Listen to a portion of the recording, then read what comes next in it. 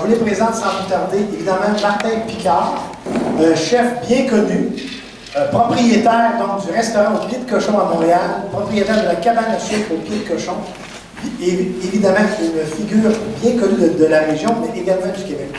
Alors, je suis bien content d'avoir Martin avec nous. Denis Rochelot, qui est président de la firme de gestion de projet Denis Rochelot Incorporé. Donc, figure très connue à Saint-Jérôme. Il est nouvellement élu d'ailleurs président de la Chambre de commerce et d'industrie de Saint-Jérôme. Et évidemment, c'est un type bien connu du coin qui a beaucoup de succès dans des projets de construction. Je voyais sur ton site web, entre autres, que tu as quasiment construit le centre-ville de Saint-Jérôme. Alors, bref, ça ne s'est pas fait tout seul, tout ça. Alors, bienvenue, messieurs, à cette rencontre. Et ce qu'on veut savoir, dans le fond, c'est comment vous faites en affaires pour vous démarquer. Il faut que je vous dise que je leur ai demandé de ne rien préparer. Parce que moi, je crois aux choses simples et vraies. Alors, à l'authenticité, de toute façon, ils sont comme vous. Ils transportent leur business 24 heures sur 24, j'en suis certain. Alors, Martin, on aimerait savoir en quoi tes entreprises se différencient de leurs compétiteurs. Et moi, c'est une drôle de question. Déjà, moi, je pense pas être un homme d'affaires, je pense que je suis plus un entrepreneur. Et c'est pour ça que j'ai un associé. Et je pense qu'aujourd'hui, je me démarque parce que je ne tiens pas compte des compétiteurs. Et je pense aussi que si je fais quelque chose, je dois être au meilleur de moi-même, mais je dois aller le plus loin possible. Donc, tu sais, l'exemple que je peux donner, le dernier livre que j'ai fait, c'est le livre sur la cabane à sucre. Et j'ai demandé à deux personnes, à Vincent qui était avec moi, avec un chef à la cabane, et Gabrielle, que vous connaissez peut-être, qui est la pâtissière dans un chef à la cabane aussi. Et Gabrielle est plus peureuse. Donc, quand elle a embarqué, je lui ai juste dit de me faire confiance. Mais la seule chose que je lui ai demandé, c'est que si elle embarquait, c'était pas pour faire un livre de cuisine comme on les retrouve, c'était pour faire un livre de cuisine qui avait la capacité d'être parmi ou le meilleur au monde entier.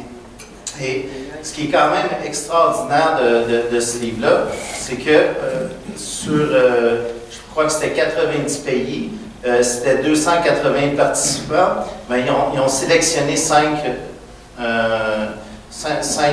livres, et de ces 5 livres-là, pour la meilleure des catégories, pour le meilleur livre, créé par une personne, un chef, mais c'est nous autres qui avons remporté. Et je trouve que ça résume bien la façon, moi, tu sais, que je gère mes affaires. Tu sais, je ne peux pas faire quelque chose si je n'ai pas la prétention de penser que ça va faire une différence. Sinon, ça ne m'intéresse pas. J'aime ça beaucoup quand tu dis que tu ne fais pas les affaires en pensant à ce que les compétiteurs font. Tu fais les affaires pour ce que toi tu es en train de faire. Oui, oui, absolument.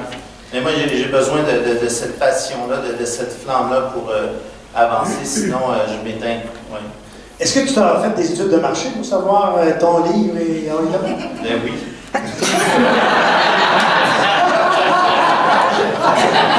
Alors, nous allons passer une autre question. Non, j'en ai pas fait. J'en ai fait une fois, et c'est quand quand j'ai été emprunté à la banque pour le Pied de Cochon, mais c'est... Qu'est-ce qu'on retrouve de particulier, de différent dans ton livre qui est unique? En quoi, en fait, ton livre est unique? C'est parce qu'on n'a jamais eu de limite, tu sais. Regarde, je reviens à la cabane à sucre. Tu sais, pourquoi la cabane à sucre a du succès aujourd'hui? C'est pas parce que je suis le meilleur, c'est parce que j'ai osé, comme chef, acheter une cabane à sucre. Moi, je ne suis pas un agriculteur qui opère une cabane à sucre. Moi, je suis un chef qui a acheté une cabane à sucre pour développer, faire de la recherche sur le sirop d'érable. Donc, moi, je ne peux pas me limiter à dire je vais avoir du jambon, des omelettes, et puis j'ai rien contre ça. Je ne suis pas en train de critiquer personne, loin de là. Mais moi, c'était pour dire, oui, si je veux mettre du homard, j'en mets. Si je veux avoir du champagne, j'en ai. Si je veux avoir du foie gras, j'en ai. Mais tout ça autour du sirop d'érable, parce que encore aujourd'hui, j'ai la prétention de croire que le sirop d'érable, c'est parmi les produits d'exception qu'on retrouve dans le monde entier. Donc, je ne le traiterai jamais autrement que ça. Et je pense que c'est pour ça que les choses avancent bien. Excellent. On va revenir à toi dans quelques minutes. Passons maintenant au monde de la construction. Juste avant, peux-tu nous résumer un peu ce que gestion de projet Denis Rochelot, ça fait exactement? Bon, étant donné que nous autres, on fait construction et rénovation, puis on a tourné, nous autres, notre, si on veut, la manière qu'on fonctionne, quand on a décidé d'appeler ça gestion de projet. C'était plus dans le but d'entourer le client, puis en même temps de lui montrer un peu plus c'est quoi le fameux monde de la construction, parce que la première idée qui vient en tête de tout le monde, c'est tout le temps trop cher, trop cher, trop cher, puis c'est vrai que c'est très, très dispendieux de construire des immeubles, surtout au niveau commercial. Ce que je comprends de ton objectif, d'abord et avant tout, c'était de faire comprendre aux clients la diversité de solutions possibles pour un bâtiment XYZ. C'est ça. Surtout en lui montrant un petit peu en même temps c'est quoi le monde de la construction et les possibilités. Et voici de quelle manière on peut le faire en partenariat avec le client, parce que le client, c'est lui quand même qui paye au bout de la ligne. Puis le but premier était que ça reste, que ça devienne et que ça reste un ami à la fin du projet, pour qu'il y ait une continuité. Puis c'est notre spécialité, fait qu'on essaye de juste lui, vraiment, de lui démontrer de A à Z c'est quoi les étapes à suivre, puis avec les preuves à l'appui, avec les chiffres à l'appui, avant que le client dépense. Est-ce que tu as décidé ça dès le départ? Est-ce qu'au début de ta carrière, du monde de la construction, tu as décidé c'est ça que je veux faire? C'est venu chemin faisant? C'est venu plus chemin faisant parce que avec les expériences, on s'est aperçu que quand on faisait des projets clés en main, souvent il arrivait qu'à la signature du contrat, tout d'un coup, il y avait une ligne qui stressait, que le client, il espérait, lui, d'en avoir pour son argent, puis là, ben, c'était agi à titre de contracteur, puis qu'il espère d'aller chercher le maximum de profit, mais là, il vient de stresser une ligne. Tandis qu'en gestion, on évolue en cours de route. Là, on trouve un partenariat, si on y offre des produits plus économiques au client, le client va embarquer, puis là, il va décider avec nous autres de réduire les coûts de sa construction. Fait que là, tu vois qu'il y a une participation en étant clair avec le client. Mais là, ça devient aussi rencontre à toutes les semaines. Fait que là, tu viens t'apprendre à connaître, puis les relations sont bien meilleures à la fin. Est-ce que ça existe, ça, des business qui font exactement ce que tu fais? Est-ce que tu as des compétiteurs directs dans le marché ici? Je ne veux pas embarquer trop là-dedans, mais c'est sûr qu'il y en a qui copient. Oui, je ne peux pas savoir qui. Non, c'est ça. Ce que je veux savoir maintenant, toi, comment tu te démarques? Est-ce que tu te préoccupes de ces compétiteurs-là ou tu fais comme Martin, tu dis, moi j'ai mon chemin?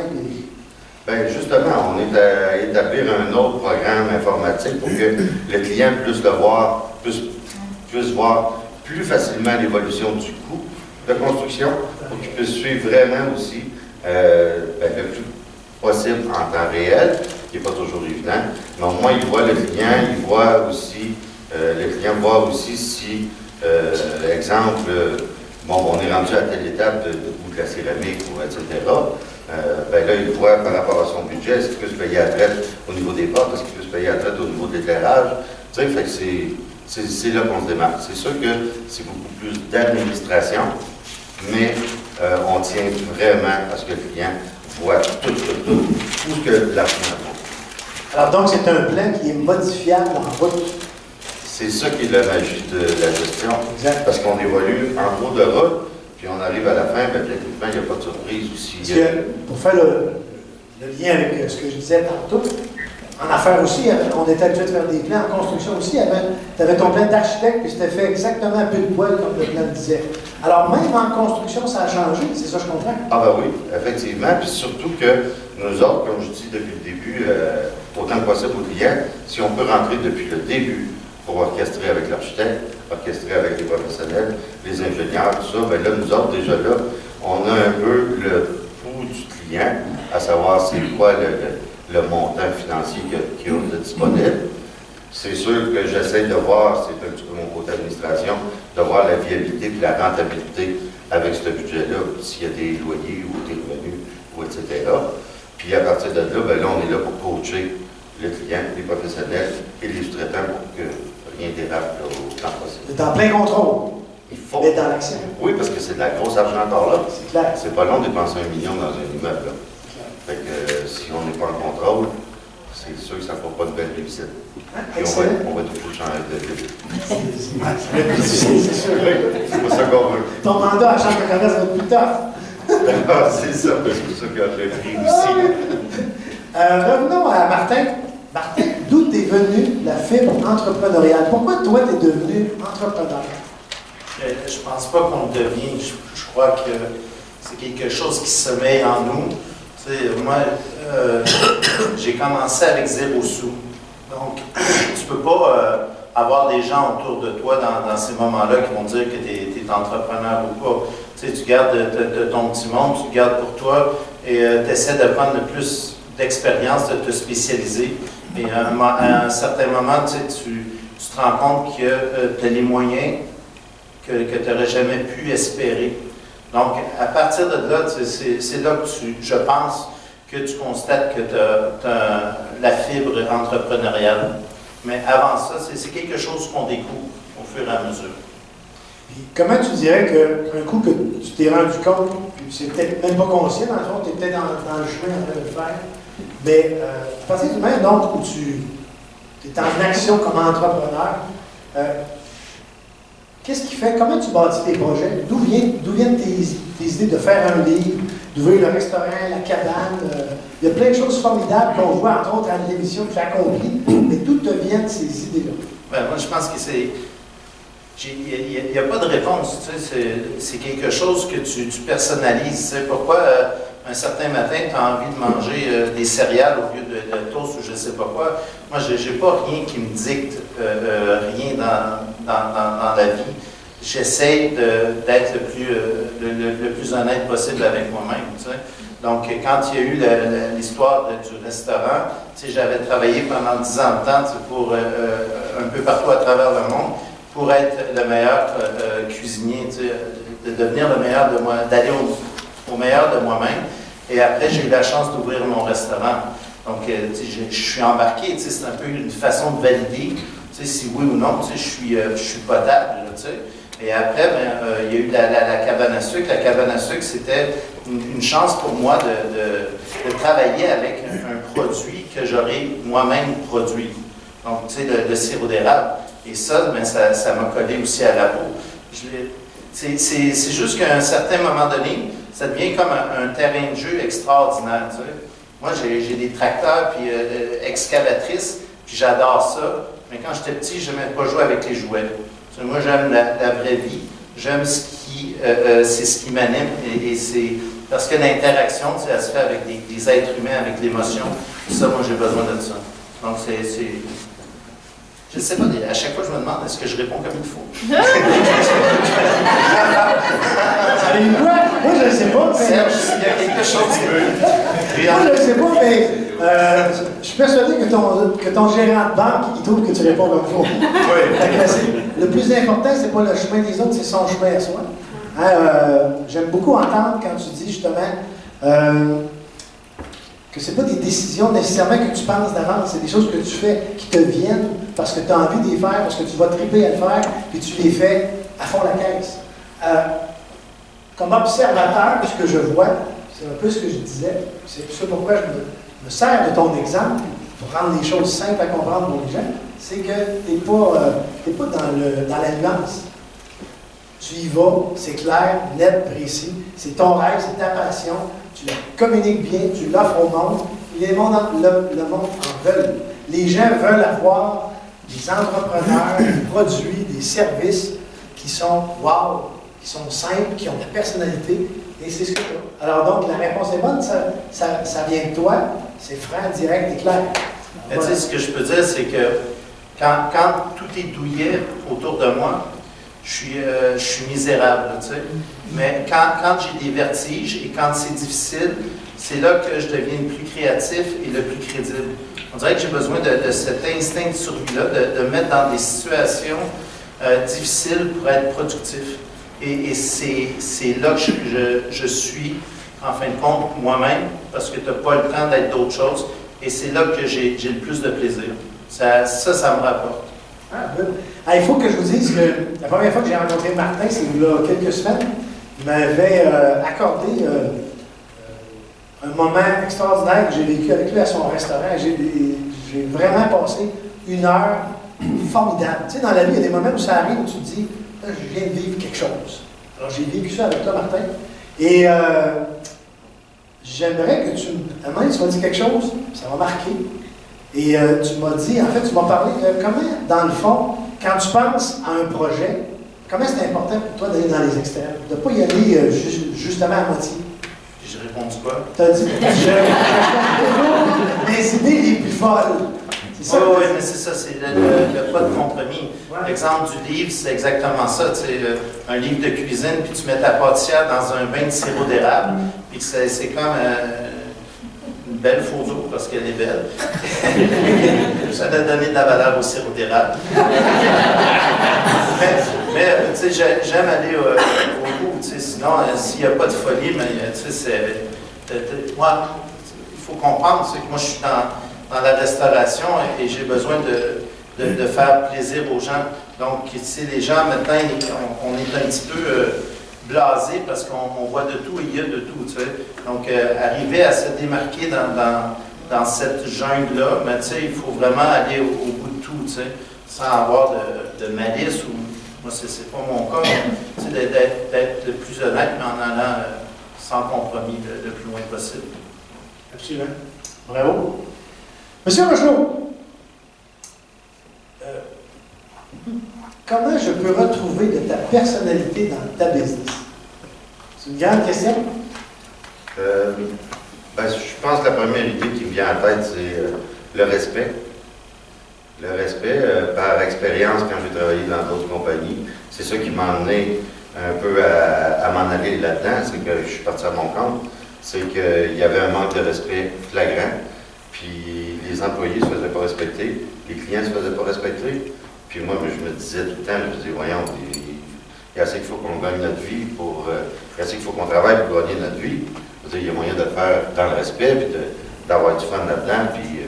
c'est ça qui m'a vraiment poussé avec l'équipe qu'on s'est entouré maintenant. Est-ce que tu dirais, comme Martin, que ça, pour toi, c'est sans compromis?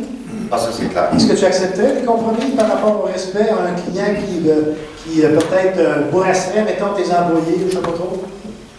C'est là que j'interviens. C'est sûr qu'on l'a vécu dans le passé. Puis c'est des choses que tu apprends là-dedans aussi, là.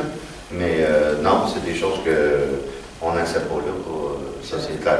Il n'y a pas de... Moi, je ne te connais pas depuis longtemps, mais la première fois que je t'ai rencontré, c'est lors de ma conférence ici cet automne. On avait eu la chance de jaser quelques minutes. Et avant d'aboutir, là où j'aimerais aboutir, je vais te poser une question. Pourquoi tu es président de la Chambre de commerce? Parce qu'on va l'augmenter. C'est bon, mais encore. Non, sérieux. De un, c'est parce que moi, je suis très, très sensibilisé quand même avec la ville de Saint-Jérôme. Je connais beaucoup de monde, je connais beaucoup de restaurateurs, je connais beaucoup de commerçants que c'est pas facile avec l'économie qui est au ralenti, etc. Puis il y a un potentiel énorme. Je ne rentrerai pas au niveau politique ou whatever, mais il y a des programmes de subvention de revitalisation de centre-ville qui se sont perdus en cours de route. Il y a un paquet de possibilités de développement. Puis, quand on a décidé, parce qu'il y a eu des problèmes un peu avec la Chambre de commerce, donc là, on a monté un nouveau conseil d'administration. Ça a monté la bébelle. Maintenant, on a quelque chose de solide. On a une participation maintenant avec la nouvelle direction aussi de la municipalité. On est venu à bout d'engager un directeur général qui est maintenant rémunéré à l'année. Puis si la vraie raison majeure, si je l'ai accepté, c'est pour être sûr que, parce que là, le nouveau conseil d'administration qui est en place depuis 2 ans, c'est tous des dirigeants. Toute la gang. Fait que c'est tout du monde qui fait du bénévolat, qui ont tout le business à gérer. Puis c'est toutes des personnes de tête. Puis je voudrais juste m'assurer aussi que je ne suis pas de bon Dieu, là. Mais c'est juste que je suis un petit peu bon négociateur, si on veut, ou appelons comme on veut. Mais je vais m'assurer qu'il y a un bel équilibre là-dedans, puis que tout le monde monte des sous-comités, puis tout ça. Fait que c'est quand même, tu sais, ça devrait libérer mon travail à moi aussi. Mais je veux m'assurer qu'il va y avoir une belle ambiance. J'aime bien quand tout le monde est heureux. Savez-vous quoi? Je suis content que tu me dises ça. Je vais dire pourquoi. Parce que une des choses que j'ai entendues l'automne dernier, et que tu as redit tantôt, que tu me confirmes en disant ça, c'est, d'abord, tu m'as dit tantôt, la business, nous, on veut être proche de nos clients. On veut les accompagner dans le modèle de gestion des projets jusqu'à en faire des amis. C'est ça que tu as dit tantôt. Oui, oui. Et là, tu me dis que tu veux être président de la Chambre de commerce pour t'assurer de la cohésion. Que dans le fond, tu veux faire une équipe. Oui. Pour que les gens aient de l'impact, que ça avance. Et tu veux qu'ils soient heureux. Oui. Comme on souhaite pour nos amis. C'est ça. Parce que le titre président, j'aime pas ça. Non. J'aime pas ça du tout. Alors la question, c'est que ce serait-tu important l'amitié dans ta vie? Ah ben, c'est très important. Je suis pas capable de m'endormir s'il y a quelque chose qui est accroché avec ou un client ou un employé que je suis pas capable. De temps en temps, on n'a pas le choix, là, mais je veux dire, j'essaie tout le temps d'arranger ça pour que. Parce qu'il y a tout le temps un deuxième côté à la médaille, de toute façon. Tu sais, c'est n'importe quoi, là. Fait que c'est quoi qui est arrivé, c'est de trouver la solution. Il y a trouvé une solution surtout. Dans le fond, moi j'ai toujours pensé que la business, c'est surtout pas des chiffres, surtout pas des planifications, des affaires de même. Oui, ça en prend, oui, ça prend des chiffres, oui, il faut rencontrer le banquier. Mais à la fin de la journée, la business, le moteur de la business, c'est l'émotion. Parce que c'est ça, c'est l'émotion, mais c'est de trouver des solutions, c'est ça qui fait la force de notre équipe aussi, là, parce que je ne suis pas tout seul dans cette équipe-là. Non, absolument. Je suis parti ici à... C'est clair, mais l'émotion, c'est l'essence du moteur. Oui. Hein, encore une fois, la volonté du dirigeant de faire en sorte de réaliser quelque chose qui aboutit sur l'amitié en affaires. En principe, le banquier, quand tu lui expliques ça, il ne comprend pas. De quoi tu parles? Alors, c'est fondamental parce que c'est ton positionnement stratégique. La même chose pour Martin. Ce que j'ai bien compris, la seule fois que tu as fait un plan d'affaires avec étude de marché, la première fois que tu étais rencontré le banquier, un coup, mais c'est pas ça qui a généré la business. Non. Du tout.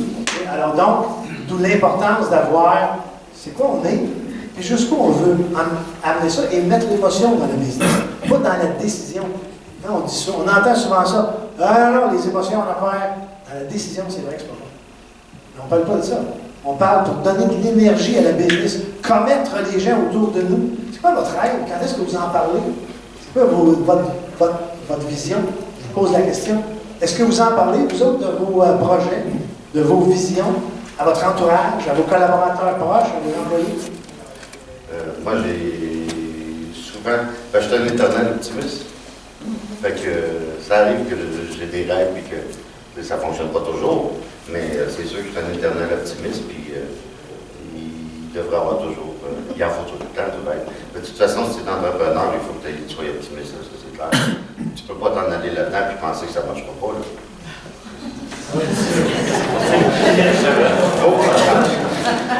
Martin, est-ce que tu es d'accord avec ça?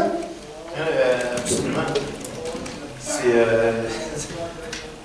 C'est impossible qu'il y ait quelque chose qui puisse même être réalisé si tu n'y crois pas toi-même.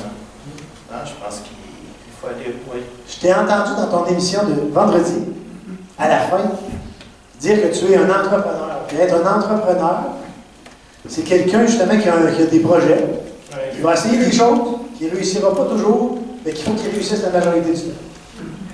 Ben, il réussit plus souvent. Plus souvent. Il ne réussit pas. Exact. Et puis, il ne faut pas avoir peur de se planter. Puis ça, malgré la fierté, c'est quelque chose qui fait la différence. Pourquoi il y en a qui réussissent plus que d'autres? Tu es là pour le dire. J'ai juste à vous montrer. Alors, une dernière question avant que je vous donne peut-être la chance d'en poser des questions. C'est dans le monde de foot d'aujourd'hui, est-ce que c'est moins possible d'être en affaires qu'avant? Est-ce qu'on peut moins avoir de succès qu'avant? Parce qu'on entend beaucoup que c'est compliqué aujourd'hui, c'est tough. Comment vous voyez ça, vous autres? Ben, faut que tu y crois, c'est certain. Il faut que tu y crois, il faut que tu essaies de développer un nouveau créneau. Je pense que c'est un peu ça qui est le secret là-dedans. Si tu as une idée formidable et que tu y crois, ben, techniquement, ça va réussir. Mais il faut que tu saches t'entourer aussi, là. Surtout quand tu commences. Ben, et par la suite aussi, parce qu'à un moment donné, on ne rajeunit pas personne. Préparer la relève. Oui, ça c'est très important. Et c'est très intéressant, ça aussi. Oui. Martin, comment tu vois le monde d'aujourd'hui qui est rendu tout petit? Moi, en fin de compte, je pense qu'il faut oser. Et tu sais, aujourd'hui, il est rendu tout petit, mais il y a peut-être 40 ans, c'était d'autres choses, mais les gens qui étaient positionnés il y a 40 ans se disaient peut-être la même chose qu'on se dit aujourd'hui, on n'a pas notre chance, je ne sais pas. Mais il faut oser parce qu'il n'y a pas personne d'autre que soi-même qui peut faire la différence. Et moi, c'est un peu ma tristesse, c'est qu'au Québec, là ici, je ne sais pas s'il faut que je dise le Québec ou Canada. Mais au Québec, je trouve que les hommes et les femmes ont un potentiel extraordinaire. Et je trouve qu'il y a une couleur ici au Québec qui appartient à rien, à aucun autre territoire. Et je trouve que ça ne transparaît pas du tout. Et ça me peine parce que si on montrait aux gens qu'à force de travailler, à force d'oser, on pourrait en vivre, puis on pourrait faire la différence et se démarquer, je pense qu'il y aurait bien des gens qui auraient le goût d'avancer. Et ces gens-là, ils sont là. Présentement, c'est juste qu'ils ne savent pas. Est-ce que vous avez des questions pour nos gens du panel? Oui? Martin, je trouve ça tellement pas ce que tu dis, parce que le produit de l'érable, le sirop d'érable, c'est un produit qui est fait. Et tout le monde à qui j'ai fait connaître ça, parce que je suis un agent de voyage, je suis propriétaire d'agent de voyage. Et quand j'offre des cadeaux, donc on appelle des hôteliers, je pars avec des lots, il faut que je donne des cadeaux. Moi, je suis pas venue, je me fasse des gens. Et ils sont tellement fous de ça, là. Ils aiment ça, il faut être fier. J'explique que c'est 42 litres pour un litre. Puis écoute, je vais porter ça au chef en arrière. C'est tellement un beau produit. Est-ce que tu as commencé à exporter ton sirop avec ton riz? Puis c'est-tu dans le projet? Oui, pour l'exportation, tout ça, il y a une mécanique qui est spéciale. Par contre, là, tu vois, dès que c'est fini, là, on s'en va à New York. On s'en va voir Éric Ripal, vous irez voir, c'est Bernardin. C'est parmi les quelques dizaines de meilleurs chefs au monde entier. Et on s'en va là avec la commanderie de l'érable. On s'en va lui porter, c'est pas là que ça va se faire, mais on s'en va planifier justement. C'est que notre accord qu'on va faire, c'est qu'on va lui apporter l'équivalent d'un baril de sirop d'érable, mais on y apporte aussi Gabriel pour la partie. L'idée, c'est pas d'arriver à New York, ils ont vraiment les meilleurs pâtissiers. C'est vraiment dans les meilleurs cuisiniers, chefs au monde entier. Tu ne vas pas là avec des gros sabots. Par contre, on va aller là pour dire, regardez, là, Gabriel, c'est là où, parmi les très peu, la sommité au Québec pour le sirop d'érable. Et là, ce qu'on aimerait, c'est pas vous donner des recettes, mais vous montrer comment transformer le sirop d'érable pour le mettre en beurre, en tire ou en pain de sucre ou whatever, pour être capable éventuellement de faire du sirop d'érable. Et puis moi, j'aime ça. Tu vois, si on fait juste donner du sirop d'érable comme ça, la personne, elle ne sait pas quoi faire. Puis même encore aujourd'hui, je pense que 80% des gens mettraient ça sur des crêpes, puis c'est à peu près tout. Par contre, son potentiel est immense. Donc, j'aime cette idée-là d'aller juste un peu plus loin, puis de montrer, nous autres, on a une expertise, maintenant, on commence à en avoir une, puis les accompagner, ces gens-là. Tu sais, les chefs, là, c'est tout ce que ça veut dans le monde entier. Hein. Puis ça a des égos importants. Et d'aller là-bas, puis d'offrir des choses, c'est quand même quelque chose qui se fait à peu près jamais non plus. Fait que, si lui a accepté, c'est parce qu'on se connaissait, mais c'est aussi parce qu'il y a eu la façon de faire, où on n'est pas arrivé là avec nos gros sabots, on est arrivé là en disant qu'est-ce que tu as besoin, on est là pour toi, puis en plus on va te donner du stock. T'sais. Fait que c'est. Je sais pas pourquoi je dis ça. Non, c'est je comprends. C'est osé. Tu vas continuer à oser. Si on est fou de ça, c'est fin, puis c'est unique. Il faut qu'on soit fiers de ça. Puis on n'a pas cherché à aller on n'a pas cherché à avoir le chef qui est au coin de la rue, là, qui est à peu près pas connu. On a pris celui à New York en ce moment, qui est dans le top des tops des tops, et dans le monde dans le top des tops des tops, et on a été le voir lui. Tu sais, et ça, il ne faut jamais s'arrêter. Il n'y en a pas de limite. C'est bon. J'espère Je qu'on peux être moralisateur. Félicitations. Dire que tantôt, il a dit que c'était pas un homme d'affaires, c'était juste un entrepreneur. Je pense que c'était vraiment plus qu'un entrepreneur. Oui, d'abord, madame. Monsieur Picard, d'après vous, c'est quoi la cause que tellement de restaurants ont fermé à Montréal et à d'autres endroits au Québec, ainsi comme ici, l'eau à la bouche, puis des choses comme ça? Oh, je pense que c'est dans le monde entier, là. Je crois que, tu sais, avec toutes les émissions de télévision qu'on voit, puis tout ce qui est la restauration, les cuisiniers, cuisinières ont tellement été médiatisés dans les dernières années qu'aujourd'hui, tout le monde a pensé qu'ouvrir un restaurant, c'était facile. Et c'est un peu les conséquences de qu'on voit aujourd'hui. Après, il y a différentes mécaniques, là, mais ça, tu vois, ça ne m'appartient pas. Là, est-ce qu'il faut légiférer là-dessus ou pas? Moi, je fais mon possible, puis il y a des gens en place pour décider. D'après vous, ça va stabiliser ou ça va... Un marché, ça se stabilise toujours. Peu importe qu'on aille d'un extrême ou d'un autre, ça finit toujours par se stabiliser. Pour combien de temps? Dans combien de temps? Je ne sais pas. Merci. Christian, oui. Puis là, je m'adresse aux trois. La nouvelle race d'entrepreneurs aujourd'hui, les ingrédients de base, c'est-tu vraiment la créativité, l'imagination, puis le leadership qui nous aide à percer? Ben, je pense que la créativité, ça y fait pour un gros morceau là-dedans, ça c'est évident. Si l'entrepreneur veut innover, je pense que c'est de regarder un peu, de sortir un peu là, de son nid douillet, si on veut, puis de voir dans quoi qu'on peut aller chercher un créneau qui n'a pas été développé encore, idéalement, je pense. C'est ça qui est le gros pour partir en affaires un petit peu. Là. Martin? Moi, je pense qu'un entrepreneur ou un homme d'affaires, ça sera toujours la même race d'homme ou de femme, là, peu importe où on est. C'est la personne qui va foncer et qui va surtout s'adapter. Pas surtout, mais qui va s'adapter et s'ajuster. Parce que la différence aujourd'hui, c'est que tout change, j'allais dire trop vite, mais c'est comme ça. Je n'ai pas à juger de ça. Et puis, c'est d'y aller avec le meilleur de soi-même. Puis tabarnouche, il faut avoir, faut pas avoir envie d'arrêter. Il faut avoir un peu de fond, beaucoup. Je dirais que ça prend beaucoup de passion, je pense, parce que les défis sont nombreux, puis ça vient vite, sinon on serait tous millionnaires. Puis l'autre affaire, c'est qu'il faut de l'insouciance. Parce que l'insouciance amène la magie, amène la poursuite de votre rêve, la poursuite de la mission que vous avez décidée. Et puis il va arriver des obstacles.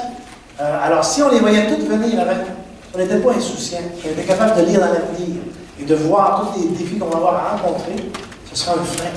Alors, à mon avis, c'est croire en soi, croire en son projet, avoir sa passion, puis être insouciant de tout ce qui s'en vient. Parce qu'il va en avoir plein d'affaires. Il faut s'adapter constamment. Alors, donc, si on a la passion, on va avoir l'énergie qu'il faut pour les traverser. Une dernière question. Je voulais juste avoir votre opinion par rapport aux partenaires d'affaires. Souvent, je me fais dire, j'ai tendance à vouloir avoir un partenaire d'affaires, me dire non, touche pas à ça, c'est un paquet de trous, c'est compliqué de s'entendre et tout. Je voulais juste avoir vos propres opinions personnelles par rapport à ça. Martin? Moi, je pense que si c'est ce que vous voulez, c'est vous qui avez raison. Il n'y a pas personne qui peut décider. Moi, la façon que j'ai bâti le pied de cochon, c'est que j'ai donné des actions à mes serveurs, à mes cuisiniers. Il y a Hugues maintenant qui est à New York, il y a Gaël, Philippe qui a son restaurant, puis il y a Marc aujourd'hui qui est mon partner, probablement. Et aujourd'hui, j'ai fait le même exercice avec Émilie et Vincent. Moi, je pense qu'il n'y en a pas de modèle, tu sais, à part celui que vous décidez. La seule chose, c'est que ça se peut que vous ne trouviez pas le bon ou la bonne personne, tu sais, tout de suite. Moi, j'ai tout le temps, tu sais, il y a des gens qui sont entiers dans la vie, tu sais, qui peuvent tout faire, tu sais. Peu importe où ils sont, ils y arrivent toujours. Moi je suis une moitié. Et je dois trouver toujours un complément, peu importe ce que je fais pour arriver à mes fins. Je pense que votre réponse est la bonne. De mon côté, c'est sûr que bon, je me suis associé avec Sylvain qui est ici, justement, parce que justement, on voulait prendre de l'expansion, puis à un moment donné, ben, tu ne peux pas tout faire tout seul non plus. Puis il y a quand même une équipe alentour aussi de nous autres qui est très importante. Mais faut que tu le vois de tous les volets. Est-ce que c'est associé au niveau financier, associé au niveau de différents domaines, ou, etc. Mais tu ne peux pas garder tout pour toi tout seul, ça c'est garanti. Là. Parce que, ou bien non, que tu sois vraiment autonome, ou que tu partages. Mais encore là, le bon choix, là, comme on t'a dit, c'est ça qui n'est pas évident. Beaucoup de questions de personnalité. Steve Jobs avait de la misère à s'entendre avec bien du monde. Pour ceux qui lui en voulaient des partners. Mais c'est vraiment une question de personnalité. J'ai rencontré à Rimouski la semaine dernière un entrepreneur qui, lui, je ne suis pas à Rimouski, à Québec, un entrepreneur qui, lui, a lancé plein de business, toujours avec des partners, et jamais en ayant la majorité. Parce que sa personnalité fit bien avec, justement, avoir des partenaires. C'est quelqu'un qui s'entend bien avec les gens, qui aime s'échanger des idées. C'est vraiment une question de personnalité. Et puis, un coup, vous avez décidé d'avoir le partenaire, je suis d'accord. C'est super important d'avoir le bon. Si on ne l'a pas, ben, il faut prévoir des clauses. En fait, c'est pour ça qu'il y a des clauses de sortie, des clauses de shotgun, toute la bébelle dans les ententes, pour que l'entreprise puisse survivre à donner que les actionnaires s'entendent. Et c'est important. Alors voilà, merci beaucoup. Écoutez, le temps file. Moi, j'aimerais remercier nos panélistes qui ont été généreux, extraordinaires. Ça, c'est de la vraie vie, c'est du vécu, c'est de la business dans le monde d'aujourd'hui. Et, je vais ajouter, c'est de la business avec du succès dans le monde d'aujourd'hui. Alors, si on a tous une mission, après des témoignages comme ça, c'est de sortir demain, d'aller dans toute la ville de Saint-Jean, puis de dire, hey, il y a de la place à la croissance, il y a de la place à des projets d'avenir. On peut conquérir le monde si on veut. Ça part de nous. Avez-vous des projets? Avez-vous des idées? Êtes-vous passionné par ce que vous faites? Allez-y, foncez. Ce sont des beaux exemples de succès. À partir de quoi? À partir de ce qu'ils sont, de mon humble avis, de leur conviction, de leur projet, de leur passion et de leur personnalité dans la business. Oui, il faut planifier, mais il faut surtout être en action, en accord avec soi-même. Messieurs, je le disais tantôt, le Québec a besoin de super-héros. Alors, je vous félicite d'être des super-héros pour le Québec. Bravo!